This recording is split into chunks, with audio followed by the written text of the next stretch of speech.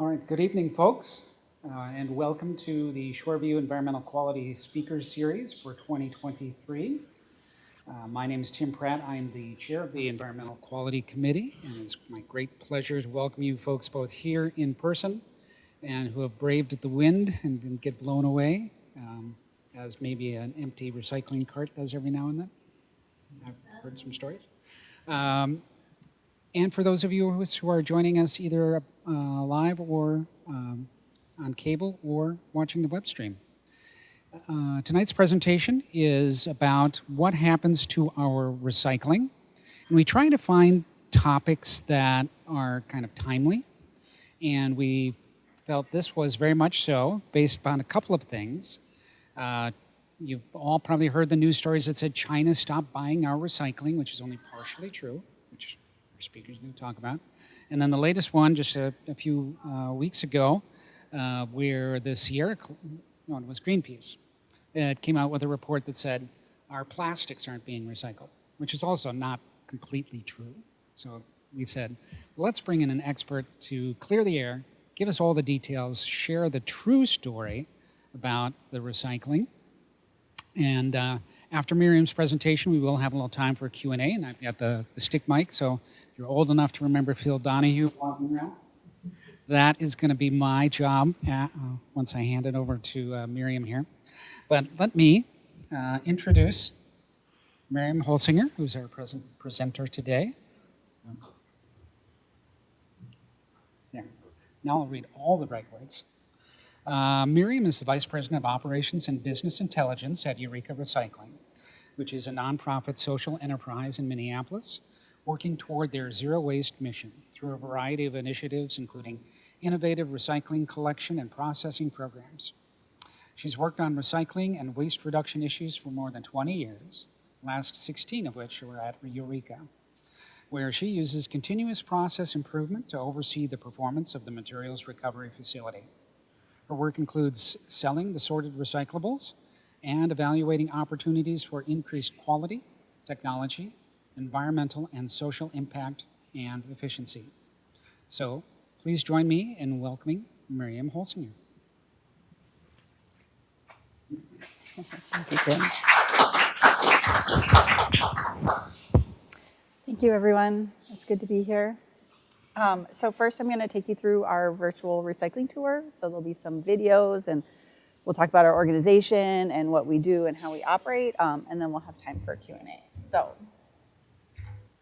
first, as Tim mentioned, we are a mission-based organization. So we are a 501c3 not-for-profit, and but we operate very much like a for-profit, but all in service of showing that waste is completely preventable. So we also do things to encourage reuse, reduction, redesign, composting, because we know all of those, as well as recycling, are a key part towards getting towards zero waste. And we know that we want to work towards zero waste because that helps promote thriving communities, healthy climate, and strong economies. So we're always like trying to, let's keep it in the ground, right? And use what we already have and use it as much as possible. And so a lot of the operations that we do are aimed towards that. So we're always looking at the bottom line just like a for-profit, because almost all of our income is through fee-generated services like what we do for Shoreview. But then we're looking at, okay, but knowing that, how can we do other things to add more value to our community, to our environment? So in our business model, we have a fleet of 35 trucks. We collect recycling in St. Paul, Shoreview, Lauderdale, and Roseville. We also operate our materials recovery facility, or MRF for short. And that's what we'll be talking about today. So in that place is where all of the recycling comes, and then we sort it into about a dozen different categories. We bring all the recycling we collect, and then we also get recycling from other people. So like the city of Minneapolis brings the recycling to us. White Bear Lakes recycling comes to us. A lot of places around the metro area, northern Minnesota, and even western Wisconsin. Altogether, we have about 120 staff who are all full-time employees with benefits, paid vacation, all of that, with living wages. That's very important for us too. Like if we're gonna have this operation, we wanna make sure it's sustaining our community, and that includes paying our employees enough that they can support their family. So now a little bit more detail about our recycling program. So we have the collections and processing, and that's what we're going to talk about, but that's only the very beginning of this story, or of the recycling story. So we have to get all the material and sort it, but then we actually send separated like water bottles to another place where they will regrind it and create new bottles out of it. And then those bottles will go and have new product in them that you can buy. So it's a multi-step process. I feel like in the last couple of years, we all heard a lot about the supply chain. And so we're part of that supply chain where we're providing raw materials for manufacturers to make new containers, whether it's boxes to ship products or food or beverage packaging to hold products that we all use. So this is the what can I recycle? And I'll go into a little bit more about why and what. It is really, really helpful if you're not sure to look. I think in the early days, I feel like we did this weird arc in recycling where at first it was very specific and people were taking windows out of envelopes and pulling staples out of paper, doing all kinds of things. And then as it gained traction, there kind of got to be this loose middle period where they're just like, put it all in. And now we're backing away from that. We're like, well, when in doubt, find out. So it's really good if you're not sure. We have an app on our website. We have a hotline. There's lots of ways that you can look and see if something's recyclable. Because as we'll talk about as I walk through how this stuff gets sorted, there's a lot of things that if you put it in the bin and it's not recyclable, it can cause big problems in our facility. So we've got a pretty big no list, and I'll talk about why. So to understand the why for some of the no's, let's go through what happens to the recycling when it comes to our facility. So first, the truck is driving around your neighborhood. They pick up all your containers.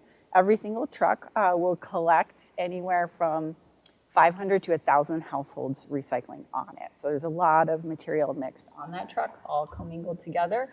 And then after they weigh, so we know exactly how many tons they collected and assign that to the city, they actually empty the truck on our tip floor. So here's a video of these trucks emptying, and you can see all the mixed recyclables. And this is another reason why residents looking at what can be recycled is so important, because once it gets here, it's really hard for us to see that battery that might cause a fire or some of those small things. Although I love you can see the crutches right there, like those are not, you don't want those in the recycling. There's also some plastic bags that cause a problem. Tim also mentioned all the issues around plastic, and whenever I give tours, people are always amazed at how much paper there is. I feel like plastic gets all the attention, but by weight, it's maybe 8% of the recycling we sort. By weight, the 8. Yeah.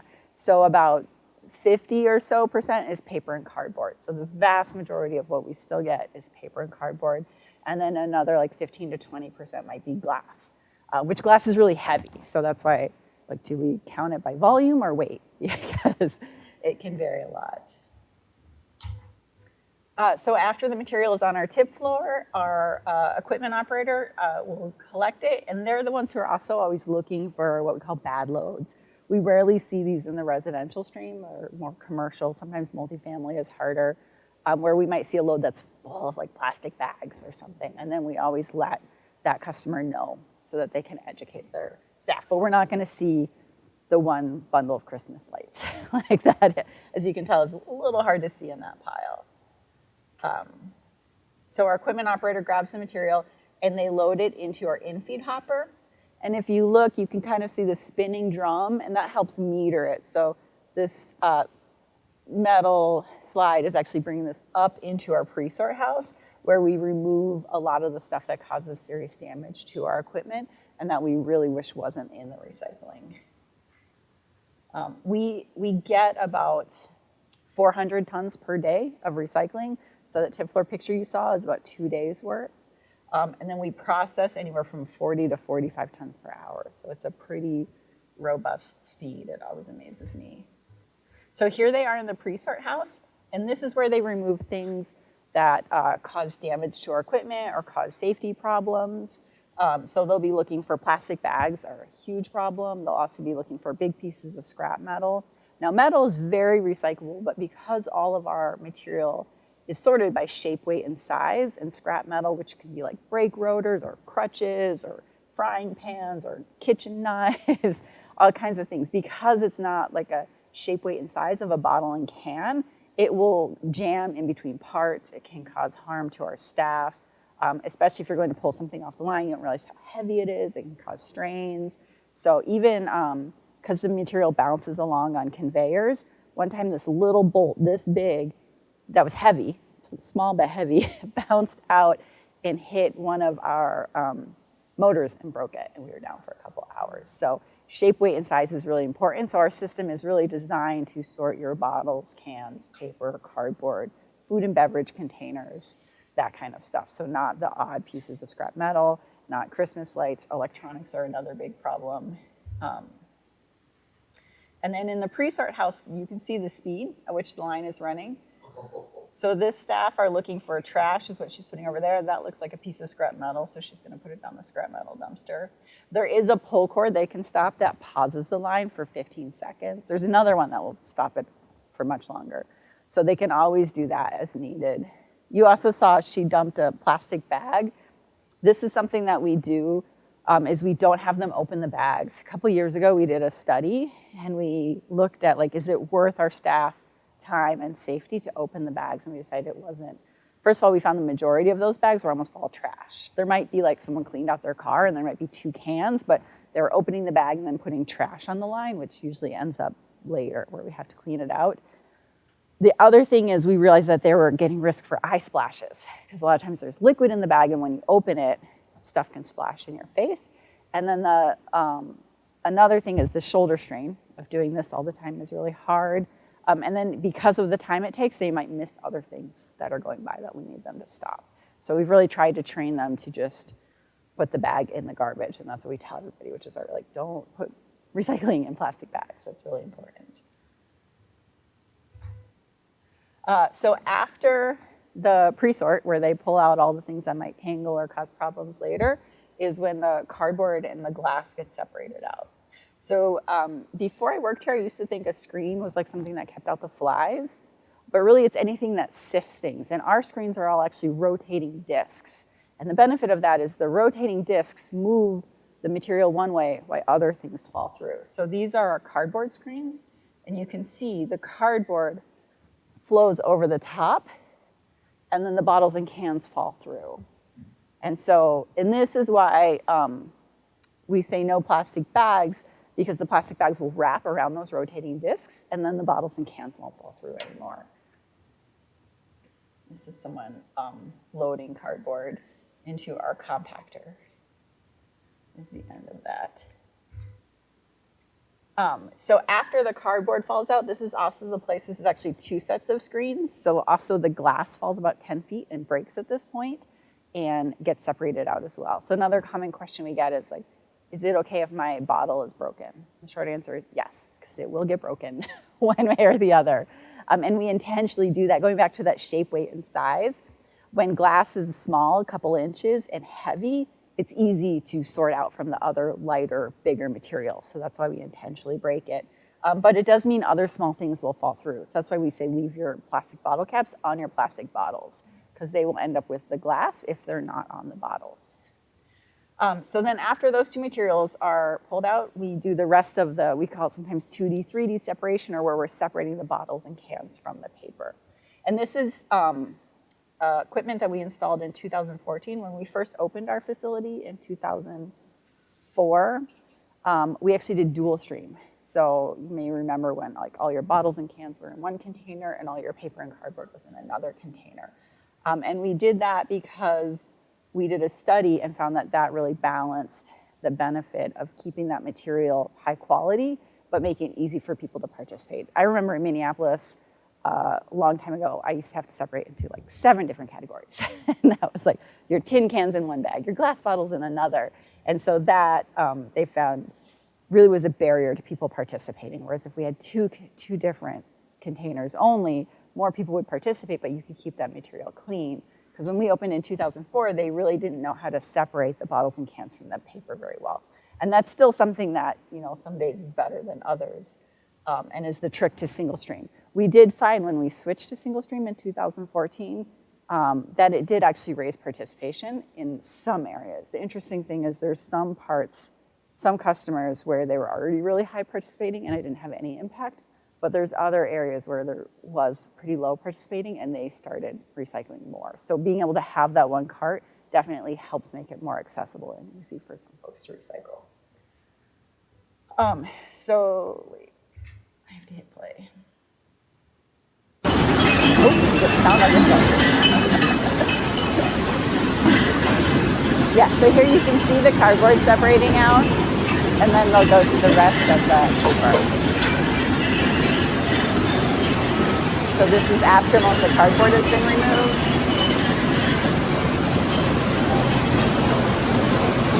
And then these are at an angle, and that's intentional, so all the light flat stuff goes up over the top, and all the three-dimensional heavier stuff falls down and falls through the screens. And these also get wrapped up in bags.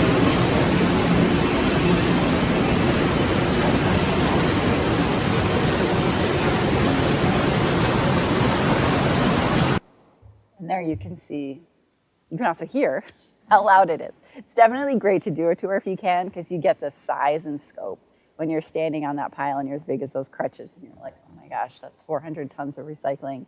And then when you hear it, it's impressive. All of our staff do all wear earplugs, by the way. That is required, without a doubt. So with that 2D, 3D separation, some of the things we learned in 2014 when we transitioned was we stopped recommending people flatten cans or bottles because we were like, oh, you actually want it to be three-dimensional. And so sometimes I'll still scrunch it because some people are really worried about space. I'm like, you could still scrunch it and leave it, you know, as long as it's three-dimensional and it'll sort well. But keeping those items, especially my milk cartons, I never flatten those because those we want. So here, this video is staff cleaning out the screens. So they're all rotating discs and things like plastic bags and bed sheets and I've even seen some reusable totes. I'm like, why are you putting that in recycling? Christmas lights, hoses, all kinds of things get wrapped around the screens. And so we have staff who have to climb in there with box cutters and spend several hours a day, you know, a little bit, about 30 to 45 minutes at each break. And then at the end of the day, it takes them about an hour to clean these. And this is why we're always like, please no plastic bags. So here you can see the work that they're doing. And I've done this. It is a workout, let me tell you.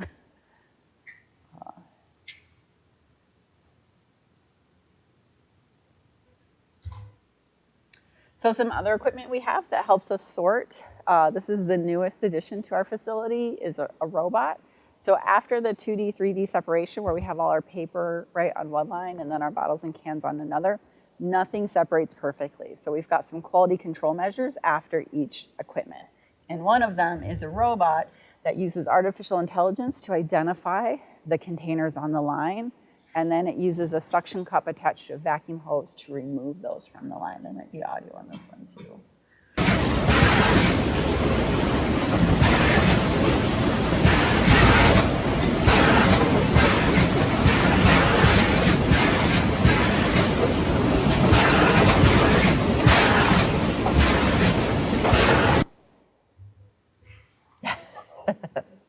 How long have you had that? Since 20, I think it was 21. Pretty sure. Looks like Yeah. it missed some plastic bags. Yeah, it can't get everything. It's limited too, so it's always looking. This one actually isn't targeting plastic bags. This one's targeting containers because it's got a return chute, so it only has so many different places it can put things. So we can set like 5 priorities, and then it picks them. But even then, if like 2 things are right next to each other, it can only get one, you know, because it only has 1 arm. So. The plastic container. You were saying what, does it sort out? Oh, yeah, so if there's some bottles and cans that are left in the paper that didn't quite sort perfectly, it's looking for those. Yep. All right, so then this video is showing our staff. So most of our equipment now is sorted by machines, sorted mechanically, either the 2D, 3D, I'll show you some optical sorts and eddy currents lately, or the robots, but we do have a lot of like quality control staff, right, who are looking for things that the equipment missed. And then our plastics line is where we actually do still hand pull some things like your laundry detergent bottles, shampoo bottles, milk jugs, milk cartons. And then they're also looking for things that the other equipment missed. So here you'll see people positively polling. So this is impressive. Now first of all, our sort staff are amazing. We've got folks who've been with us since we opened in 2006, which is really rare in our industry. I think the average, like for some people I talk to, is maybe 6-8 months. It's very hard work, and our average turnover in our facility is about 6 years. So they know their work a lot, but you can kind of see on that back wall too. So there's chutes, and they're actually actively looking for material and pulling it based on what type of material it is. Yep, and this guy is doing quality control after the robot. So he's getting those plastic bags that weren't gone before. Okay, so this is the optical sorter. This is one, I wish this video worked, but I don't think it does. Yeah. So an optical sorter, there's two like high-tech pieces of equipment that I wish everything worked like this, but most stuff is just simple gravity and physics. But the optical sorter does use lasers, and it uses a laser to detect what type of material something is. And then based on what type it is, it has an air jet so it's got like, I think we've got like, I don't know, hundreds, thousands. It does like 1,000 picks per minute, which is amazing. And so it will shoot the material either up or let it fall down, right, depending on what type of material it is. But the way it can detect what type of material is it's actually refracted light.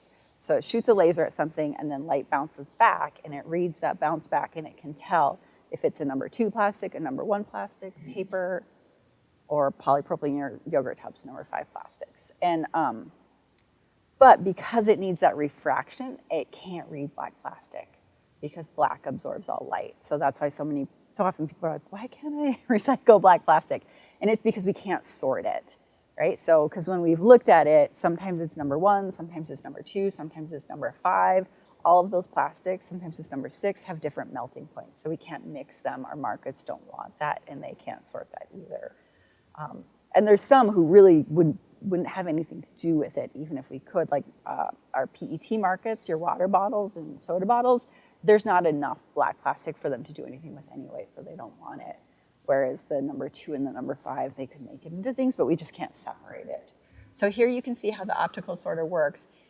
Now, the interesting thing, going back to that shape, weight, and size, is because it's using air. So this optical sorter, I think, is moving water bottles. And because it's using air to move it, if that bottle is full of liquid, it's not gonna budge. So that's another question we get a lot is like, do I need to rinse my bottle? Do I need to empty it? What do I need to do? And our answer is always, there's a lot of people who work in our facility, so if it's something smelly, we very much appreciate you rinsing it. If it's not smelly and it's a lot of work, it's okay. You don't have to get those peanut butter jars sparkling clean. Like if there's a little residue in there, it's not gonna impact anything. But if it's a half a yogurt tub, yeah, that's A, it's kind of gross, get all over other stuff, and B, it might impact the way it sorts. So that's what I always go by is like shape, weight, and size. Another big one is aluminum, right? So because we can recycle your aluminum, like disposable pans and foil. And so if you can get that clean, that's great. But if there's some cheesy stuff stuck on that, just fold it so it's on the inside so that nobody gets it. Because aluminum melts at a high enough temperature that they can, and plus our foil gets cleaned and shredded anyway, so they can separate that out. But if you're making sure the icky stuff is on the inside, then it's not gonna get all over our equipment or our staff, things like that. Okay, so let's see this optic in action. Okay, so that's the PET optic. That's the one that does 1,000 picks per minute. Okay, we're gonna see the polypropylene optic. So this one is looking for yogurt tubs and like cottage cheese containers. And you can see how it flings them up over the gap and everything else is falling down. And then the next one is the eddy current. So this creates a current that is, it's an electromagnetic current and it actually repels aluminum. So it's kind of like if you play with magnets and you flip them and they like want to push away from each other, that's what this does to aluminum. So it's a spinning drum that creates this current. And this is another thing that I always feel like is kind of sci-fi and magical. So you can see all the aluminum, it'll slow down. is flinging over the gap, and all the paper and other stuff is going down. And like I said, nothing's perfect, so we always have quality control after, because especially things will ride along. Sometimes we'll see aluminum stuck in a cup or something, and so we have to separate those. And the other stuff around it is just dust, because we sort, tons of paper every day, so there's a lot of dust that's generated.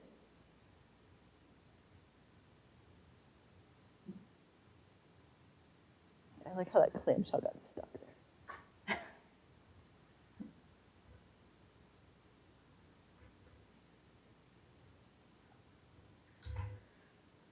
All right, and then here's our magnet that works just like magnets. So this is what's pulling up your soup cans, pasta jar lids, that kind of stuff. And so this is just going under a magnet, and you can see the metal rising. I always wish I had like a wand or something to do this, because it's just like it just rises lovely. And then when everything's sorted, it goes into a silo or a bunker, so that this is where all our tin cans are going. And then when that bunker is full, we open it, leads to a conveyor that takes it to a baler, and we squash it into a cube. This is our glass recycling system. And so what this does is helps pull out the shredded paper and other light stuff that's in the glass. So that's what this cone is. You can kind of see it. It's actually blowing air up and then help separating out that light stuff. And then it's also separating the glass by size. And then the picture on the left, you can see our sorted glass. So there's still a few like bottle caps in there, because as I mentioned, those will just go with the glass. Now all of our glass goes to Strategic Materials in St. Paul, where they separate that out. So it's not ruining the recycling. No one needs to worry about that. They're able to separate that. They also separate it by color. And then the clear glass might go to like Shakopee or somewhere where they make more bottles out of it. They'll also turn it into things like insulation or sandblasting and stuff like that. All right, so we have two different trash lines. So we've got the one in the pre-sort, right, where they're pulling out all those bags of trash and the big things that we can't recycle. And then we have what we call our end of line. And so this is after we've tried to pull all the recycling out that we can. And then this is what's left. And we're always looking at this to see like, how well did we do? Because sometimes there's some little bits of recycling that you just can't get because of the laws of diminishing returns. But altogether, when we combine those, as well as there's a third type, which is all the like, we call it fines. It's the dust and the small stuff that's just way too small. So we literally have to shovel it. It's around 10% is what. So everything that comes into our facility, of that, only 10% is going out as trash. So one of the questions, sometimes people are like, I heard they just throw it all away. It's like, no, we do not do that. It's very important for us to get it to places that'll make new products out of it. So here are some of the common contaminants I've talked about a little bit. Things like garden hoses and holiday lights or tanglers. Batteries are a huge problem in MRFs all around the country because they cause fires. So especially the lithium batteries, they can just explode with no provocation at all because there's a barrier in them that it can deteriorate with age. And as it deteriorates, then when those two chemicals come in contact, they can create a thermal explosion. So there's I think it was a transfer station that burned down in Blaine 2 years ago, was it 3? Yeah, it seems like a couple times a year we hear about that. It's made insurance rates a little scary. So we're really working with like, how can we help people deal with batteries in a more sane way, because they should not go in our recycling. We've been like counting and monitoring lately how many we get, and we actually only capture 5 to 10 a day. And a surprising amount of them are power tool batteries. Like, I don't know who's doing this, but yeah, but they can be in everything. I mean, the amount of electronics we get is scary. And then they can be in like greeting cards and kids' toys and all kinds of things. So you really gotta watch out for batteries. A lot of like random plastics. So there can be thousands of types of plastics, and we only recycle 3 types, right? Kelly always does this, I love you, because it's 1, 2, and 5 is how she tells people to remember. Yes. So those are, if it doesn't have a 1, 2, or a 5 on it, then we're probably not gonna know anyone who wants it. And so that's what a lot of these are. So like the red Solo cups are polystyrene. There's a lot of food containers that are number 6 plastics that are polystyrene. And that's just, it's a different plastic. It has a different melting point. You know, it cannot be mixed with the ones that we sort. Number 7 just means other. So that could be any type of resin. Sometimes it's a mix of, like, it might be a number 1 and a number 5 together. Non-recyclable paper is something that we're seeing more and more often, and that includes a lot of like paper food containers. Usually with paper, I say if it came in contact with food, it should not go in the recycling. So that includes napkins, that includes, what do you call it?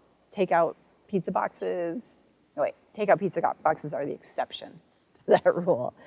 Frozen food boxes, though, it does include that. So same with, because they all have a coating of plastic on it that causes problems in the paper recycling process. With napkins, it's the other way. They've just got, there's not much fiber in there, and it has food stuff on there that we don't want.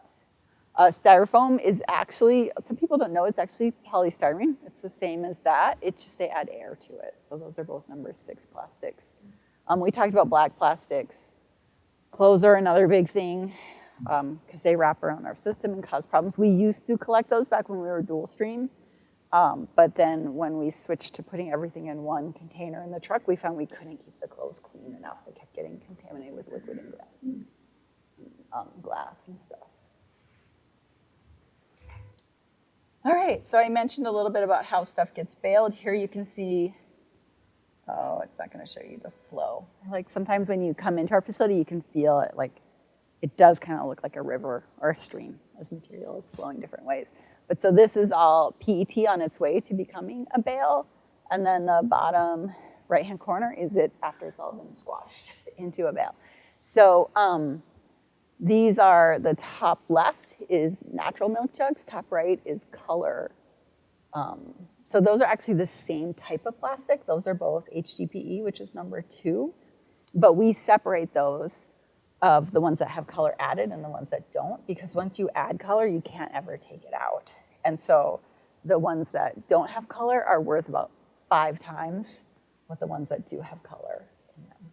And the ones that, the natural, the ones that don't have any coloring added can actually be made back into bottles. So a lot of where we send that, they make it back into like bottles for cleaning products and stuff like that. Whereas most of the color goes into either irrigation, tubing, decking or outdoor furniture, and some of it does become bottles too, but not as much. Bottom left is aluminum cans. All of our aluminum cans go back into becoming aluminum cans again. And I've heard it doesn't take long for them to get there. So when we're selling material, we're always looking at where does it go and what does it get turned into, which goes back to like people think plastic recycling doesn't work, and we're like, no, some of it does. And we want to keep stuff as close as possible because we know that helps our community, that reduces the impact on the environment as stuff gets shipped farther away. It takes more greenhouse gases to get there. So last year, 2022, 74% of everything that we sorted actually stayed in Minnesota, right, and got turned back into products in Minnesota. A lot of that is our paper, which goes to West Rock, which is just a couple miles away from us and gets turned back into cereal boxes and cracker boxes.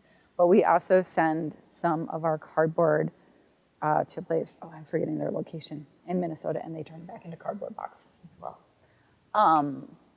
94% of what we sorted stayed in the Midwest. So there's a lot of places where, you know, we ship some material to Michigan and Illinois and Missouri and Wisconsin, and so we're really keeping it regional. And then 98% stayed in North America this past year.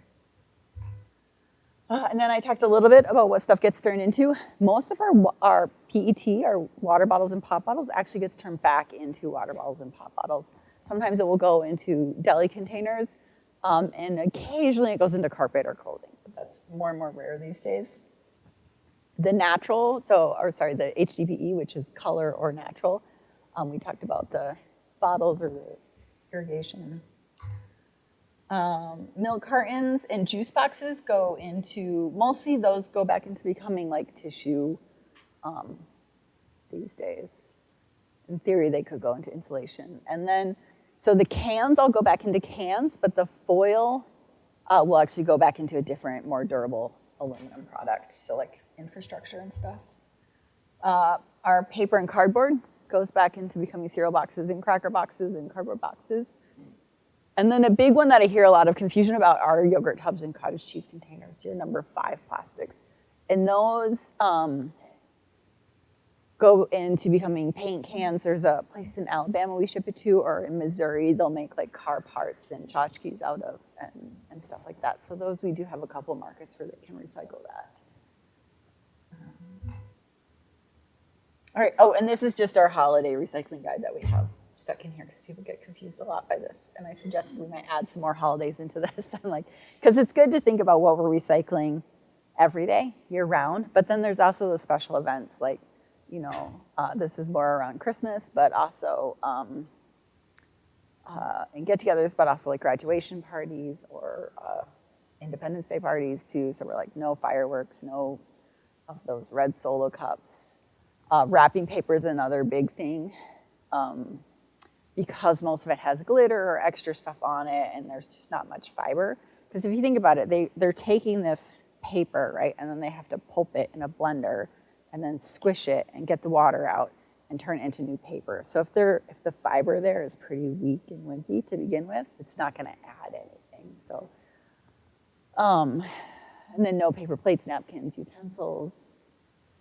Yeah, and then the batteries we talked about and decorative lights are not a big issue. All right. Another thing that really helps is flattening your boxes and your paper. Going back to that, because things sort 2D versus 3D. So anything that's paper or cardboard, if it's flat, it means it's going to separate much better in our system. If you have more questions, you can always go on our website. We have this great "What Can I Recycle?" where you can type in anything. Yes, we have an app too, so if you want to put it on your smartphone, you can. The nice thing about the app is, as residents, it can also remind you of when to put your recycling out, which I like.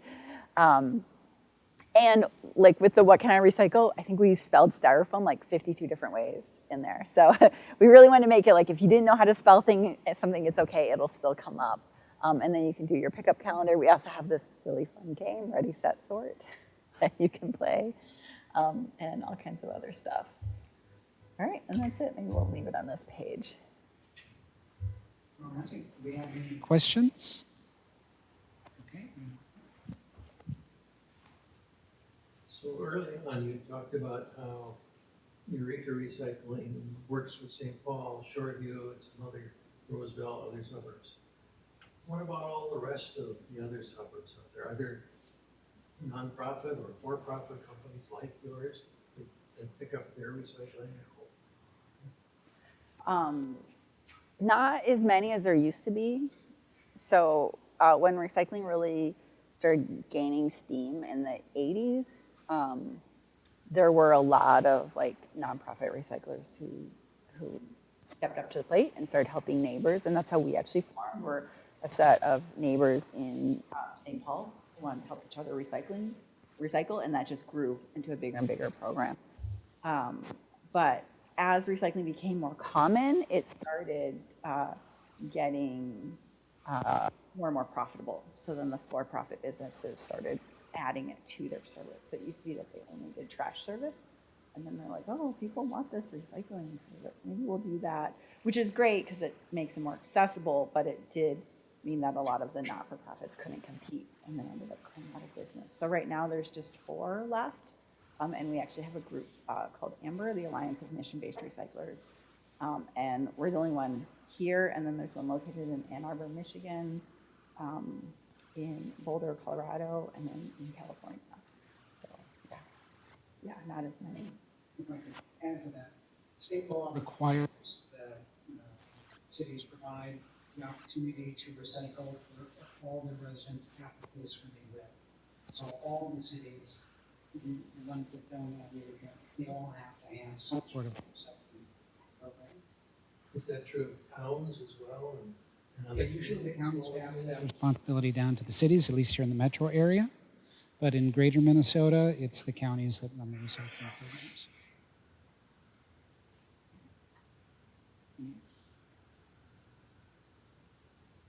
Are you subsidized? Kathy, Oh, Kathy.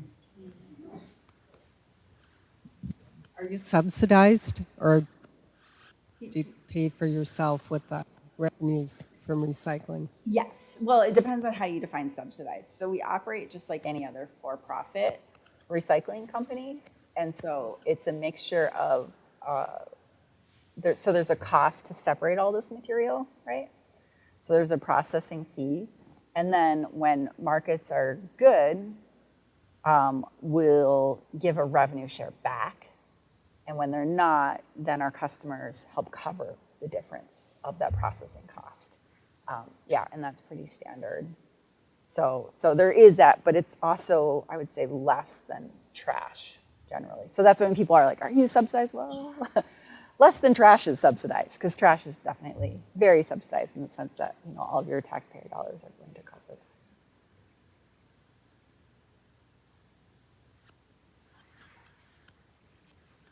So is there like an end life for plastic, or can they just be like recycled continuously? That's been evolving. So in the early days, it was recycled much less often, and sometimes it would happen what people call downcycling, and you'll still see that with the polypropylene some, or the color HDPE, right? Because it's going to become a outdoor furniture or a paint can, but then that paint can is probably not going to get recycled. But as the technology has advanced and they've gotten better at it, when I talk to like the places that take our water bottles and turn them back into water bottles, they're like, we don't know how often. So we're not totally sure. And we're not totally sure with paper either. Like I've heard people say 7 times, but I haven't ever talked to anyone who's actually measured that. So I think that's a question for recycling in general. And maybe once we get good enough at it, we can really figure that out. Right now, I think in Minnesota, do you know the numbers, Tim? I feel like we only recycle maybe 40% is what our recycling rate is. So there's a lot of stuff that's not even getting in the recycling container. So once we are recycling everything we can, then we can start figuring out, okay, how long does that last before we need to add in more new material? Actually, it's about 50. 50?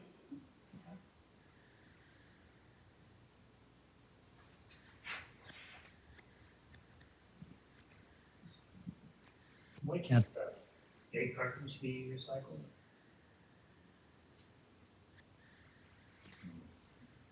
That is a good question. It depends on who you ask. And so there's some mills that don't want them because they're worried about the eggs or that the fiber is too short. So that's part of a problem with some of the paper fibers, is that they can be too short. So historically, they haven't been accepted as the recyclable materials.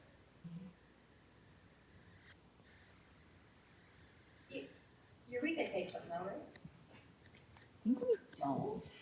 I thought we did, and then someone Correct corrected me. the no and yes list on your slides.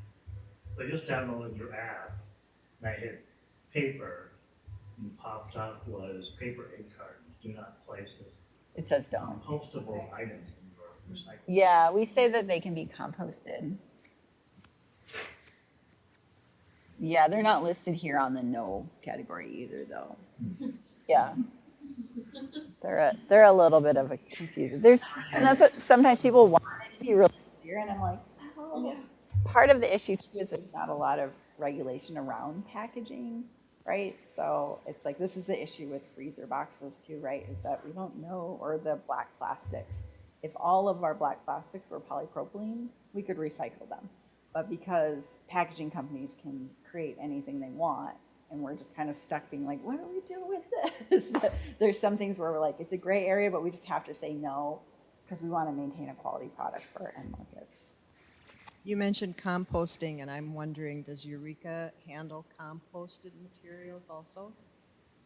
We don't at this time. We did for a while do a commercial composting program in the city of Minneapolis. And then we let that, once that got to be popular enough where there were several other companies who were doing that, we decided to let that arm go so that we could focus more on some of our other programs. But we definitely support composting. We've been part of the Minnesota Composting Council. I think we're still members, and we very much know that that's a key part of getting to zero waste and reducing our environmental impact. A couple of moments ago, you mentioned that these markets, these materials, sort of have a cycle. They're good or they're not so good. So now, is there a point in that cycle? Is there a trend forward? Yeah, it's interesting times. I would say we're at a low point. I don't think we're at the lowest. There's been a lot of inflection points in the history. I think Tim mentioned like when China stopped taking paper was a big one. Was that in 2018? Okay. The first one I became aware of actually was 2008, and that was when the housing bubble crashed. And the interesting thing about that is that when companies stopped building new houses because there was such a depressed demand for them, they had all of these trees that they didn't have anything to do with, and that in turn depressed the paper markets. So the weird thing about recycling is how we're kind of connected to all of the industries. And so that can have impacts. So in 2008, the paper markets crashed because all of a sudden there were all these cheap trees that were competing with recycled paper. And then in 2018, so China doesn't have a lot of trees, so they were buying US paper, and that ran the price up. And then because they were so hungry, they weren't paying attention to quality, and they realized that they were getting a lot of subpar quality, and they're like, we can't do this anymore. So they cut it off. And so in 2018, when they cut that off, suddenly the price for paper decreased. And because paper is over half of the material, that can really drive the overall value of the recycling. And then, what are the more recent things? In March, when the war in Ukraine started, that actually ran up aluminum prices a lot because Russia is a major provider of aluminum. And so that actually created a nice little bubble for aluminum. At the beginning of the pandemic, when everybody was ordering stuff from home, there was a huge demand for cardboard boxes. And so that really helped kickstart the cardboard box market. But now, from what we hear, people, even though they say it's not a recession, is it a recession? I think because of the impacts of inflation, people are still cutting back on their discretionary spending. So we're definitely seeing a decrease in that, in what comes in. And then we're hearing that from our suppliers. So right now there's a decrease in price for the value of like cardboard is pretty low right now. Paper is pretty low. In the summer, the value of like water bottles tends to go down because there's just more of them. So it's a lot about supply and demand, but it can also, there's other things that can impact it too. Like I remember at one point we were discussing, I think it was shipping soybeans to China, and the farmers were waiting on this international trade deal to decide what to do and how much to invest in their farms. And so because of that, they weren't buying the irrigation tubes and pipes that our bottles go to. And so there's just all kinds of things like that that can impact the value of the material. Sometimes I think of it like a mutual fund because, you know, like right now paper is pretty low, but the plastics, especially water bottles, are getting worth more now because it's winter, so there's not as much of them. So sometimes one thing's up and other thing's down. So it can vary a lot. And then if there is a recession, though, everything tends to just go down because a lot of it goes back into consumer packaging. So if the consumers aren't buying stuff, then the value goes down. And that's a little bit of the business intelligence part of what I do. Is a book recyclable? A hardcover book, if it was? Yeah. Okay, good. Yeah. It does. If it's a lot of them, we don't want them. But like if there's a library, we want them to talk with us before they just give us. But yes, the occasional books are fine. And obviously, we want you to reuse them first if they're reusable. And remove. Yeah. Yeah, that's what I was like. It'll separate in the pulper, and I know that they told us they're okay. All right. Well, hard.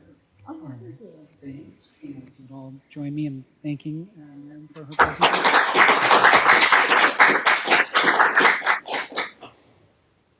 And I'll just make a quick pitch for next month. So the speaker series is always the third Wednesday of the month, February, March, April, and May.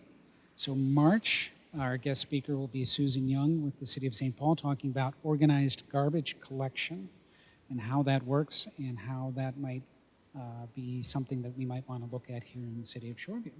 So join us then. So because February has 28 days, it'll be the 15th as well, March 15th. And we'll see you then. All right. Thank you, everybody. Thank you.